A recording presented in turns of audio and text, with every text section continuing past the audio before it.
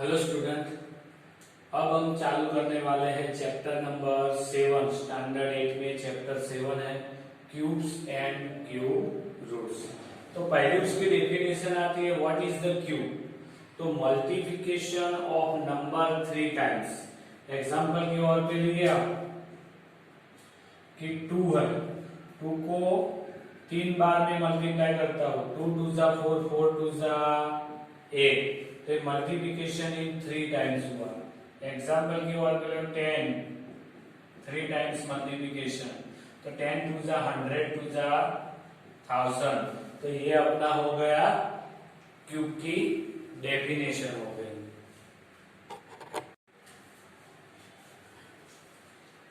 अब बात है कि सिंबॉलिकली रिप्रेजेंट कैसे करते हैं आप क्यूब रूट को।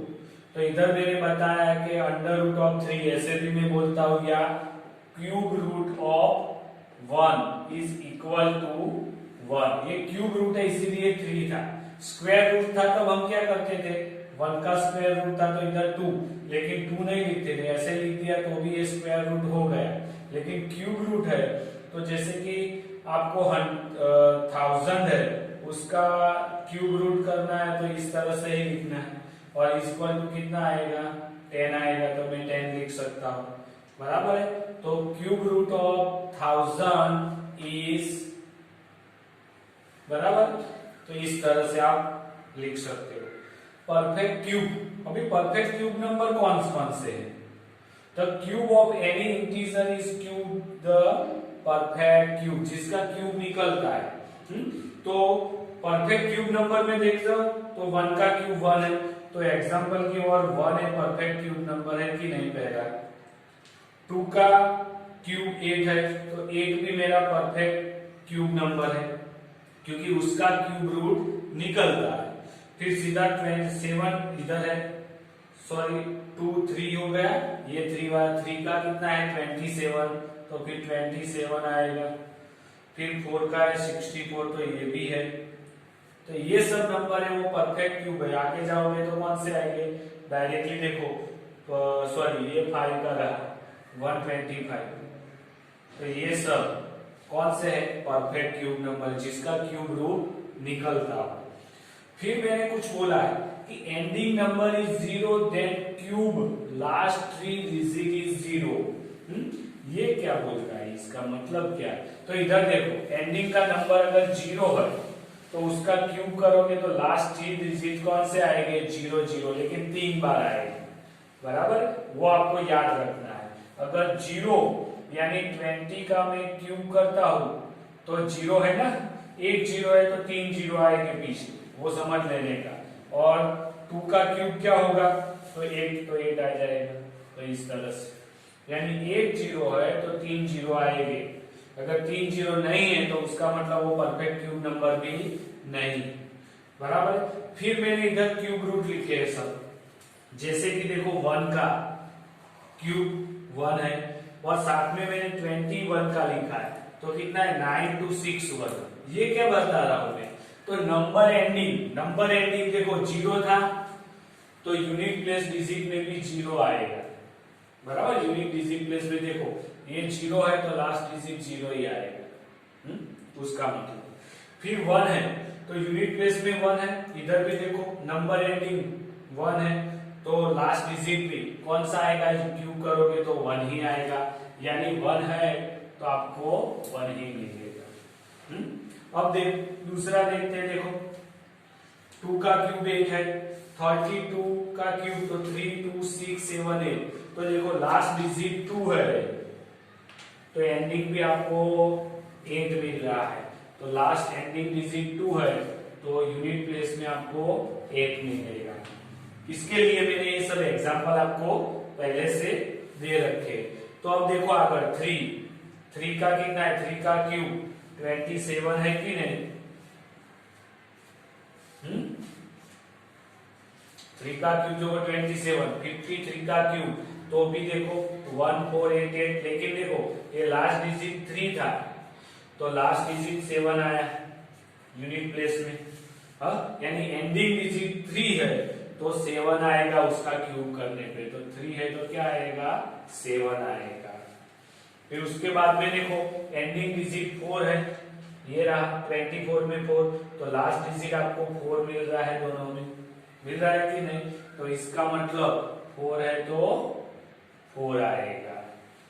फिर देखो इधर 5 वाला, अगर लास्ट डिजिट 5 है, 150 में भी 5, तो एंडिंग डिजिट में कितना आता है, यूनिट प्लेस में 5 आता है, तो 5 है तो 5 आएगा। 6 वाला, एंडिंग डिजिट देखो 6 है, इधर भी 36 में 6 है, तो लास्ट डिजिट भी 6 आता है, क्यूब करते हो तो 6 तो 216, और 36 के में भी तो यानी 6 है तो 6 आएगा। फिर इधर 7 वाला, देखो लास्ट डिजिट 7 है, तो एंडिंग में आपको क्या मिलता है, यूनिट प्लेस में 3 मिलता है, तो 7 है तो क्या आएगा, 3 आएगा। अगर ये देखो लास्ट डिजिट 8 है, तो आपको यूनिट प्लेस में 2 मिलता है, तो यानी 2 आएगा, बराबर है। इस तरह से लास्ट डिजिट में 9 है, 190 में 9 और इसमें भी 9 है, तो एंडिंग डिजिट में देखो दोनों में 9 मिलता है, तो इसमें 9 आएगा।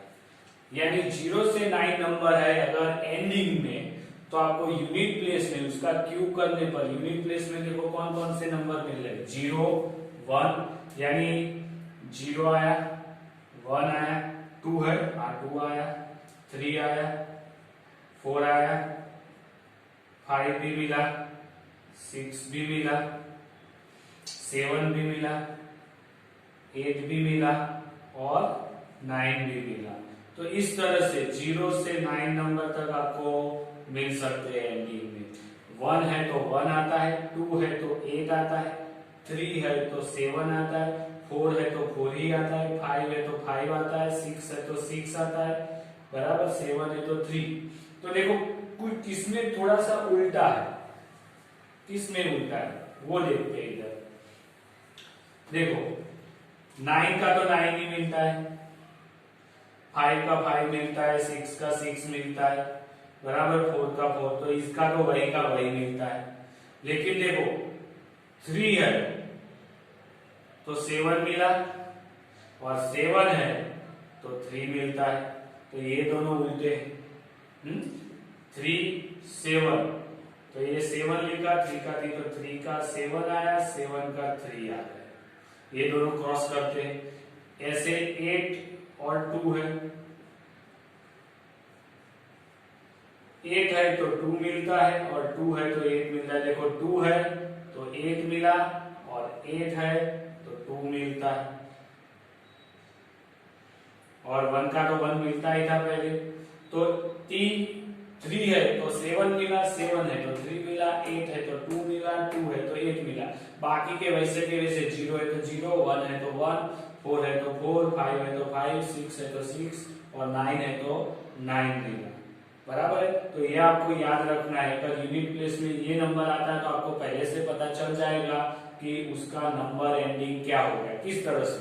जैसे कि इधर लास्ट आपको ये नहीं दिया, आपको ये दिया है तो 7 मिला, बराबर है, तो उसका मतलब कि आपका नंबर अगर 7 मिलता है तो उसका मतलब उसका एंडिंग 3 होगा, यानी 53 हो सकता है, 43 हो सकता है, 33, यानी एंड डिजिट 3 हो सकता है, वो आपको पहले से पता चल जाएगा, बराबर।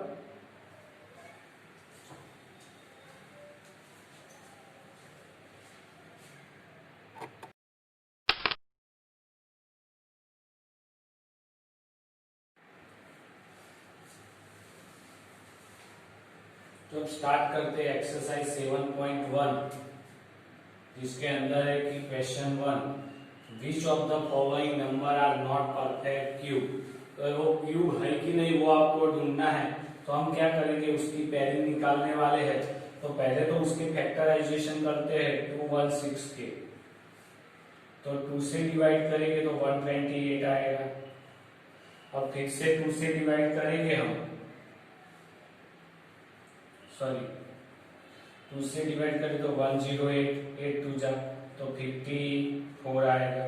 54 को 2 से डिवाइड करेंगे, 2 2 जा 4 आएगा, तो 2 और 1 और 4 70 आएगा। अब 3 से तो 9 आएगा, 3 से 3 आएगा और 3 से 1 होगा, यानी 216 के 2 क्रॉस 2 क्रॉस 2 आ गए, 3 क्रॉस 3 क्रॉस 3 हो गए। तो देखो ये में 3 3 का ग्रुप बनता है कि नहीं? दोनों नंबर में 3 3 का ग्रुप बनता है। तो here prime factors 2 and 3 appear in group of 3। देखो प्राइम फैक्टर में 2 और 3 है और वो भी अपीयर होते हैं ग्रुप में, वो भी 3 के ग्रुप एन 3। सो ये नंबर कैसा बोल सकते हैं? तो 216 इज इक्वल टू 2 का क्यूब और 3 का भी क्यूब लिख सकते हो। तो 216 इज कैसे परफेक्ट क्यूब नंबर। तो 216 इज परफेक्ट क्यूब नंबर बोल सकते हो आप ऐसे। इस तरह से दूसरा लेते हैं 128, तो 2 से डिवाइड करेंगे तो 6 और 4 आएगा, 2 से डिवाइड करेंगे तो 32 आएगा, 2 से करेंगे तो 16 आएगा, 2 से करेंगे तो 8 आएगा, 2 से करेंगे तो 4 आएगा, 2 से करेंगे तो 2 आएगा और 2 से 1 आएगा, यानी 128 is equal to 2 cross 2 cross 2 2 cross 2 cross 2। तो 1 2 3 4 5 6 7 नंबर्स आते हैं ना। तो देखो ये 2 का ग्रुप हो गया, ये 2 का ग्रुप हुआ, लेकिन 2 एक एक्स्ट्रा है ना नंबर। तो हियर प्राइम फैक्टर 2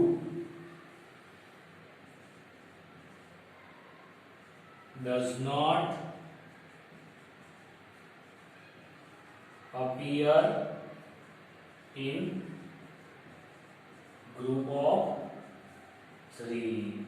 ये दोनों ग्रुप में, लेकिन ये नहीं है। तो 128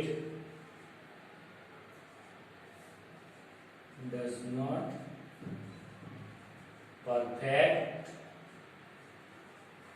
क्यूब नंबर, ऐसा आप बोल सकते हो। इस तरह से 100 को भी लेते हैं, तो 100 डिवाइड करते हैं तो 2 से 50 होता है, 2 से 25 होता है, 5 से 5 होता है और 5 से 5, यानी 100 इज इक्वल टू 2 क्रॉस 2 और 5 क्रॉस 5। तो देखो 2 2 का ग्रुप बनता है ना। तो हियर प्राइम फैक्टर कौन से? Prime factors 2 and 5 appear in group of 2। 2 में अपीयर होते हैं ना, 2 2 का ग्रुप बनाते, 3 3 का नहीं बनाते, 3 का आपको ग्रुप चाहिए। सो 100 is not perfect cube number. तो इस तरह से परफेक्ट क्यूब नंबर कब मिलेगा? अगर आपको 3 3 का ग्रुप मिलता है तो। अगर जो 3 3 का 2 ग्रुप मिला लेकिन एक अकेला है, तो ये ग्रुप में नहीं है 3 के, इसीलिए ये भी परफेक्ट क्यूब नहीं है। जबकि इधर देखो 2 2 के ग्रुप मिलते हैं, तो ये भी परफेक्ट क्यूब नंबर नहीं है। तो आपको परफेक्ट क्यूब नंबर जानना है तो उसके फैक्टराइजेशन करो, प्राइम फैक्टराइजेशन करो और ग्रुप बनाओ। अगर ग्रुप 3 के ग्रुप में आ जाते हैं सभी नंबर्स जो है, तो इस प्रकार से, तो ही वो परफेक्ट क्यूब है।